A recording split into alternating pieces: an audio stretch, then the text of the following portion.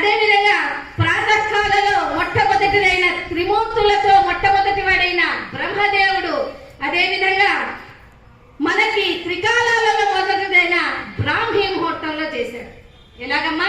గొప్పగా బ్రహ్మదేవుడు సంవత్సరాలలో మొదటిదైన ప్రభవ సంవత్సరం, మాసాలలో మొదటిదైన చైత్ర మాసం, అయనాలలో మొదటిదైన ఉత్తరాయణం, ఋతువులలో మొదటిదైన వసంత ఋతువు, అలాగే తిథులలో మొదటిదైన పాఠ్యమి తిథి, అలాగే మొట్టమొదటి బ్రహ్మీ ముహూర్తంలో మొట్టమొదటి దేవుడు బ్రహ్మదేవుడు సృష్టిని మొదలు పెట్టాడు ఈ ఉగాది రోజునని.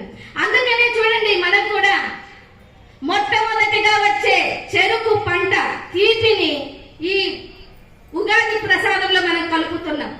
అంతేకాకుండా మొట్టమొదటిగా పండే చింతపండు పులుపుని, మొట్టమొదటిగా వచ్చే సముద్రపు లవణాన్ని, మొట్టమొదటి పంటగా వచ్చే మామిడికాయ వగరును, మొట్టమొదటి పంటగా వచ్చే వేప పువ్వును, మొట్టమొదటిగా వచ్చేటువంటి ఈ పదార్థాలన్నింటినీ కలిపి షడ్ రుచుల మేళనముతో, మనకు 6 ఋతువులు ఉన్నాయి కదా, 6 ఋతువులకు ప్రమాణంగా 6 రుచులతో ఈ ఉగాది రోజున ప్రసాదాన్ని మనం స్వీకరిస్తున్నాం. ఎలా స్వీకరిస్తున్నాం?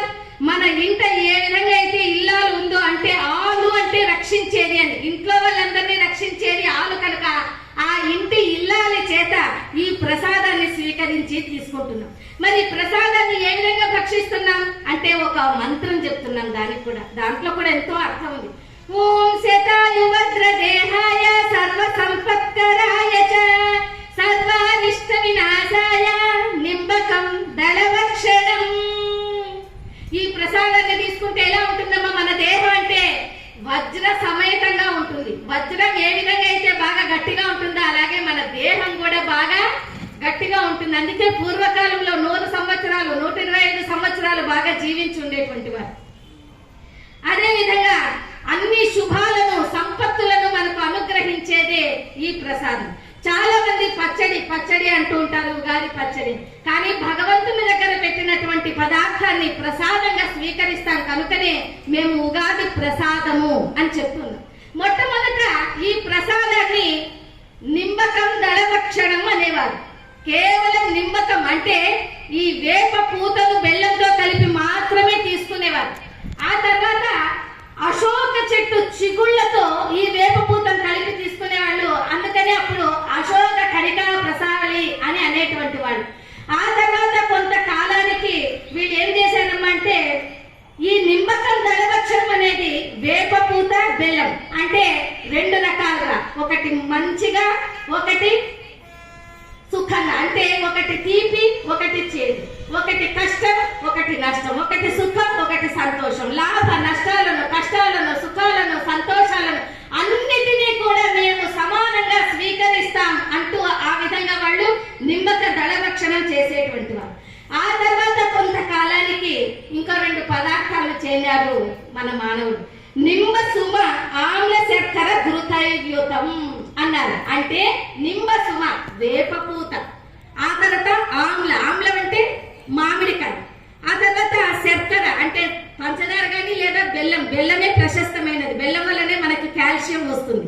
అలాగా ఘృతైర్యుతం గోవు ఘృతం, ఈ 4 వస్తువులను కలిపి ప్రసాదంలో తీసుకునేటువంటి వాళ్ళు.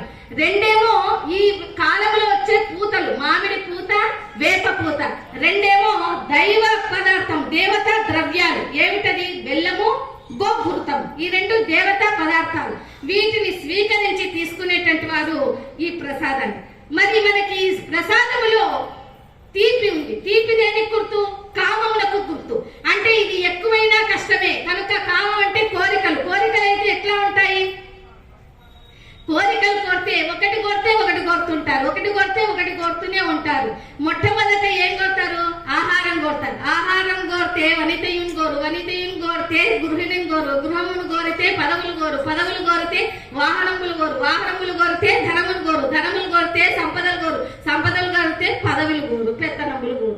ఇలాగ కోరికలకు అంతుంటాయా? సముద్రంలో అలలు వస్తానే ఉంటాయి కదా, ఇలాగే కోరికలకు అంతు లేకుండా ఉంటాయి. ఇలాగా పులుపు అంటే ఈ పులుపు ఏం చేస్తుంది అంటే మనకు రక్త ధమనులను, రక్త ప్రసారాన్ని శుద్ధి చేస్తుంది. అలాగే ఉప్పు కూడా, ఈ ఉప్పు వలన మనకి ఉత్తేజంగా ఉంటారు. అలాగే ఆలోచనకి రాకుండా ఉంటాయి. అలాగే వగరు తీసుకోవడం వల్ల లక్ష్యాన్ని సాధిస్తూ ఉంటారు. అలాగే చేదు, మరి చేదు తీసుకో